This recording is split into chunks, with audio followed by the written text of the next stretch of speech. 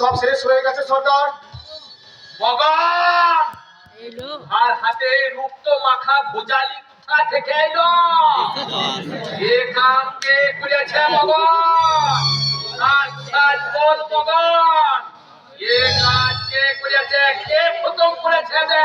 আমি আমি কিচ্ছু জানি না, আমি কিচ্ছু জানি না। তোর হাতে রক্ত মাখা ভোজালি, আর তুই বলিস কিনা তুই জানিস না? সর্দার,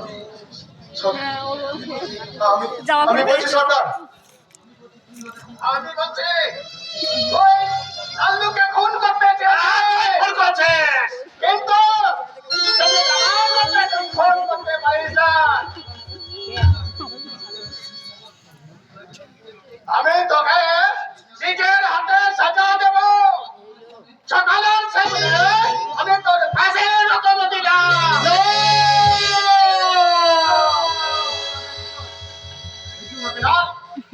চল বেজো, ওকে নিয়ে চল।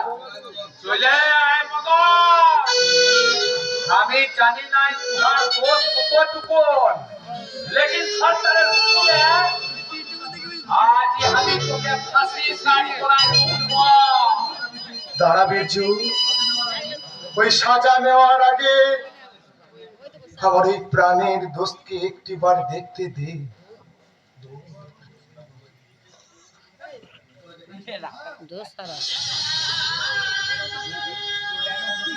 তোরা যেখানেই থাকিস, তোদের এই মৃত্যুর পরমার মাথায় নিয়ে আমি ওই ফাঁসির কাজ করে চললাম। কেউ না জানলেও তোরা তো জানিস আসল সত্যটা কি। ভালোই হলো রে দোস্ত, এই নিষ্ঠুর দুনিয়া ছেড়ে আমিও তোদের কাছে যাচ্ছি দোস্ত, আমিও তোদের কাছে যাচ্ছি, আমিও তোদের কাছে যাচ্ছি।